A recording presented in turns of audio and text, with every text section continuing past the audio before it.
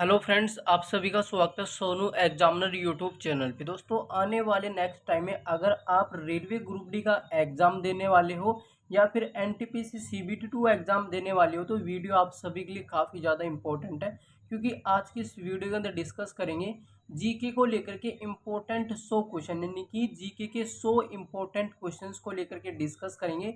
और ये 100 क्वेश्चंस ऐसे क्वेश्चंस है दोस्त, आपके हर एग्ज़ाम में बार बार रिपीट होते हैं, और वो विशेष तौर पर रेलवे के जितने भी एग्ज़ाम हैं इन सभी एग्ज़ाम में बार बार रिपीट होते हैं। और ये 100 क्वेश्चंस आपके प्रीवियस पेपरों में से उठाए गए, यानी कि रेलवे के जितने भी प्रीवियस पेपर हैं उन प्रीवियस पेपरों में से छांट छांट करके एक एक क्वेश्चंस को मैंने इस पीडीएफ के अंदर बहुत ही बेहतरीन तरीके से बेस्ट क्वालिटी के साथ इंक्लूड किया है। और इन 100 क्वेश्चन में से 25 क्वेश्चंस की थ्योरी अलग से इंक्लूड कर रखी है दोस्तों पीडीएफ के अंदर। तो मैं आप सभी को ये कह सकता हूँ कि ये पीडीएफ आप सभी के सिलेक्शन के लिए रामबाण साबित होगा। ठीक है, ये पीडीएफ आपको कहाँ मिलेगा, कैसे मिलेगा, आगे चल करके डिस्कस करेंगे। तो सभी दोस्त वीडियो के लास्ट तक जरूर बने रहेंगे। अगर चैनल के ऊपर पहली बार तो चैनल को जरूर से सब्सक्राइब करके बेल आइकन को प्रेस कर लेना, जिससे कि आप सभी दोस्तों को अपने इस चैनल के माध्यम से जीके के इम्पोर्टेंट क्वेश्चंस को लेकर के अपडेट मिलते रहे। तो चलिए दोस्तों, ज़्यादा टाइम वेस्ट ना करते हुए सबसे पहले क्वेश्चन आप सभी के सामने और कमेंट सेशन में इसका आंसर देंगे कि इसका परफेक्ट आंसर क्या है। तो सबसे पहले क्वेश्चंस को पढ़ते हैं। ये क्वेश्चंस क्या कहना चाहता है? क्वेश्चंस ये कहना चाहता है कि राष्ट्रपति द्वारा राज्यसभा में कितने सदस्य मनोनीत किए जाते हैं, यानी कि कितने सदस्यों को राष्ट्रपति द्वारा राज्यसभा में मनोनीत किया जाता है। तो इसका करेक्ट आंसर होगा ऑप्शन नंबर बी, यानी कि 12 सदस्य। 12 सदस्यों को दोस्तों राज्यसभा में मनोनीत करता है कौन? राष्ट्रपति। चलिए नेक्स्ट क्वेश्चन आप सभी के सामने। अब ये क्वेश्चंस दोस्तों आरआरबी एनटीपीसी सीबीटी 2 एग्जाम हुआ था, सॉरी सीबीटी 1 2025 का एग्जाम हुआ था ना, उसके अंदर दोस्तों 3 शिफ्टों में अलग अलग बार पूछा गया, यानी कि 3 बार पूछा गया था अलग अलग शिफ्ट के अंदर। ठीक है, अभी क्वेश्चंस क्या कहना चाहता है कि भारत में पहली रेलगाड़ी किस वर्ष शुरू हुई थी, यानी कि किस वर्ष दोस्तों चलाई गई थी। ये भी क्वेश्चन आगे बन सकता है। तो इसका जो परफेक्ट आंसर होगा ऑप्शन नंबर ए, यानी कि 16 अप्रैल 1853 में, यानी कि आपकी भारत के अंदर पहली रेलगाड़ी चली थी। ठीक है, कहाँ से कहाँ चली थी? तो ये थाने से मुंबई तक चली थी, यानी कि कहाँ से कहाँ तक चली थी? थाने से मुंबई तक है। आने वाले नेक्स्ट टाइम में ये भी आपका क्वेश्चन बन सकता है पेपर के अंदर। ठीक है, अब नेक्स्ट क्वेश्चन की बात करते हैं। नेक्स्ट क्वेश्चन आप सभी के सामने, कृष्णा जयशंकर किस खेल से संबंधित है? तो इनका जो संबंध होगा शॉर्ट पुट खेल से, यानी कि आपका परफेक्ट आंसर होगा ऑप्शन नंबर सी। चलिए नेक्स्ट क्वेश्चन। अब ये क्वेश्चन आप सभी के लिए काफ़ी ज़्यादा इंपॉर्टेंट है, विशेष तौर पे एसएससी वाले दोस्तों के लिए। एसएससी वाले दोस्तों के लिए, यानी कि किस विटामिन को सनसाइन विटामिन कहा जाता है? तो इसका परफेक्ट आंसर होगा ऑप्शन नंबर सी, यानी कि डी आपका करेक्ट आंसर है, विटामिन डी। ठीक है, इसके बाद में नेक्स्ट क्वेश्चन आप सभी के सामने, कौन सी धातु बिजली की सबसे अच्छी सुचालक है? यानी कि वह कौन सी धातु है दोस्त जो कि बिजली बिजली है ना, बिजली की सबसे अच्छी सुचालक होती है, सबसे, यानी कि हाई स्पीड के अंदर दोस्तों उसके अंदर करंट जो है वो चलता है।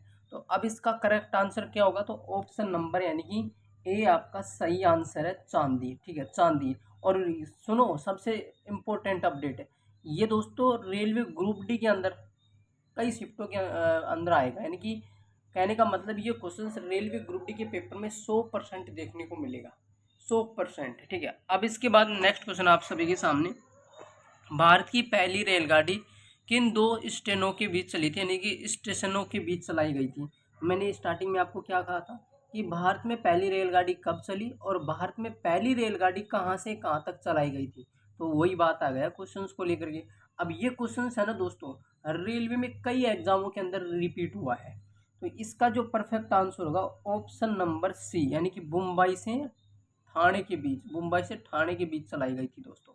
Option number C correct answer. इसके बाद में नेक्स्ट क्वेश्चन आप सभी के सामने, एशिया का सबसे बड़ा साहित्य महोत्सव फेस्टिवल ऑफ लेजेंड्स 2025 किस स्थान पर आयोजित किया गया था?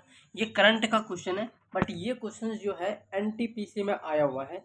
एनटीपीसी के अंदर दोस्तों ये क्वेश्चन पूछा गया था, और वो भी दोस्तों सेकंड शिफ्ट में, यानी कि आपकी जो सेकंड शिफ्ट है उसमें आया था, बट ये कंफर्म नहीं कि किस डेट को आया था, बट सेकंड शिफ्ट के अंदर आया था ये क्वेश्चन। तो इसका जो परफेक्ट आंसर होगा दोस्तों, इसका परफेक्ट आंसर होगा ऑप्शन नंबर बी आपका सही आंसर है, यानी कि रविंद्र भवन। और रविंद्र भवन कहाँ पे स्थित है? नई दिल्ली के अंदर, ठीक है। तो चलिए नेक्स्ट क्वेश्चन आप सभी के सामने, जनगणना से। जनगणना से आपके पेपर में एक क्वेश्चन आता है, ये जनगणना का जो टॉपिक है ना, एक क्वेश्चन आता है। तो डेफिनेटली अगर आप एक क्वेश्चन अपने यानी कि स्कोर को बढ़ाना चाहते हो एक क्वेश्चन के माध्यम से, तो भाई जनगणना का पूरा टॉपिक पढ़ लेना, ठीक है। आएगा पेपर में एक क्वेश्चन। अगर क्वेश्चंस की बात करें तो क्वेश्चंस कहना चाहता है कि 2011 की जनगणना के अनुसार भारत में किस राज्य की जनसंख्या घनत्व सबसे अधिक है? तो इसका जो परफेक्ट आंसर होगा वो क्या है दोस्तों? तो इसका परफेक्ट आंसर ऑप्शन नंबर यानी कि बी, बिहार। बिहार आपका सही आंसर है। चलिए नेक्स्ट क्वेश्चन पे चलते हैं। नेक्स्ट क्वेश्चन आप सभी के सामने, भारत का सबसे बड़ा पठार कौन सा है? यानी कि भारत का जो सबसे बड़ा पठार है, पठार वो कौन सा है? तो इसका जो करेक्ट आंसर होगा कुछ क्वेश्चंस का, इस क्वेश्चंस का परफेक्ट आंसर है दोस्तों ऑप्शन नंबर सी, यानी कि दक्कन का पठार। ये दक्कन का पठार कहाँ पर स्थित है दोस्तों? यानी कि दक्षिण भारत के अंदर, दक्षिण भारत में, यानी कि आपका तमिलनाडु, इधर तमिलनाडु के साथ साथ में कर्नाटक, इधर कर्नाटक बाद तेलंगाना, ये सारा जो है ना, और इधर आपका छत्तीसगढ़, ये सारा का सारा एरिया मिला के, यानी कि ये सारे के सारे स्टेटों को मिला करके यहाँ पर दोस्तों आपका किसका दक्कन का पठार है। चलो नेक्स्ट क्वेश्चन पे। नेक्स्ट क्वेश्चन आप सभी के सामने, भारत का एकमात्र सक्रिय ज्वालामुखी कौन सा है? भाई साहब जबरदस्त क्वेश्चन, एसएससी वालों, रेलवे वालों, आप सभी के लिए जबरदस्त क्वेश्चन है, लाजवाब क्वेश्चन है दोस्त। हर एग्जाम में रिपीट होता है बार बार, चाहे आप एसएससी का दे लो या फिर रेलवे का एग्जाम दे लो, भाई क्वेश्चंस ये बनेगा आपके पेपर में, ठीक है। क्वेश्चंस का आंसर क्या है? तो इसका जो परफेक्ट आंसर है ऑप्शन नंबर बी, यानी कि बेरिन, बेरिन द्वीप आपका सही आंसर। नेक्स्ट क्वेश्चन, हाल ही में आयोजित चैंपियन ट्रॉफी 2025 का खिताब किसने जीता? अभी करंट का क्वेश्चन है, एसएससी में आया हुआ है, ठीक है। एसएससी यानी कि एसएससी के अंदर दोस्तों आपका फेस 13 का एग्जाम हुआ था, उसके अंदर आया हुआ था। और यानी कि रेलवे एनटीपीसी अंदर वाली एग्जाम के अंदर भी दोस्तों ये क्वेश्चन आया हुआ है। अगर इस क्वेश्चन की बात करें तो इसका जो परफेक्ट आंसर है, इसका करेक्ट आंसर क्या है? ऑप्शन नंबर सी इस सही आंसर, यानी कि भारत ने जीता है। हाल ही में आयोजित चैंपियंस ट्रॉफी 2025 का खिताब किसने जीता? भारत ने। चलो नेक्स्ट क्वेश्चन पे। नेक्स्ट क्वेश्चन आप सभी के सामने, भारत का सबसे दक्षिणी बिंदु कौन सा है? तो सबसे दक्षिणी जो बिंदु होगा वो कौन सा होगा? तो इसका परफेक्ट आंसर क्या है? तो इसका जो परफेक्ट आंसर है ऑप्शन नंबर बी, यानी कि इंदिरा पॉइंट। क्या दोस्तों? इंदिरा पॉइंट आपका सही आंसर है। मैंने इंग्लिश में भी दोस्तों यहाँ पर क्वेश्चन लिख रखा है और आंसर भी इंग्लिश में लिख रखा है, ठीक है। तो आप अगर इंग्लिश स्टूडेंट हो तो आप इंग्लिश से इसको पढ़ सकते हो, ठीक है। इसके बाद में नेक्स्ट क्वेश्चन आप सभी के सामने बात करते हैं। नेक्स्ट क्वेश्चन, जूट की खेती के लिए कौन सी मिट्टी सबसे उपयुक्त मानी जाती है? यानी कि जूट जो उत्पादन होता है इसकी खेती करने के लिए सबसे इम्पोर्टेंट जो यानी कि मिट्टी होती है वो कौन सी है? तो मिट्टी के बारे में पूछा गया है, भाई कौन सी मिट्टी है, मिट्टी का नाम क्या है? तो मिट्टी का नाम है ऑप्शन नंबर सी, यानी कि झालोट मिट्टी।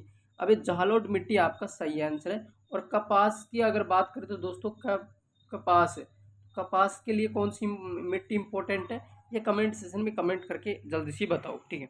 इसके बाद में नेक्स्ट क्वेश्चन आप सभी के सामने, भारत का सबसे बड़ा पठार कौन सा है? ये क्वेश्चन यानी कि रिपीट हुआ है, ठीक है, क्वेश्चन रिपीट हुआ है। इसका सही आंसर है दक्कन का पठार, सी ऑप्शन, ठीक है। अब आ गया दोस्तों आपका कौन सा सब्जेक्ट? आपका सब्जेक्ट आ गया पॉलिटिकल।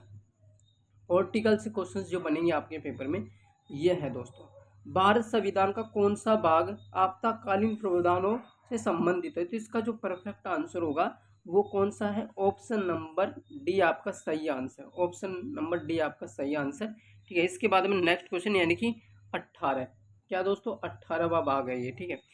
अब नेक्स्ट क्वेश्चन आप सभी के सामने, अगर इस क्वेश्चन की हम बात करें कि इसका परफेक्ट आंसर क्या है, 2011 की जनगणना के अनुसार भारत किस राज्य की जनसंख्या सबसे ये क्वेश्चन भी दोस्तों रिपीट हुआ है, ये पीडीएफ के अंदर है, बट जो पीडीएफ कंप्लीट मैंने बना रखा है बेहतरीन तरीके से, वो अलग पीडीएफ है।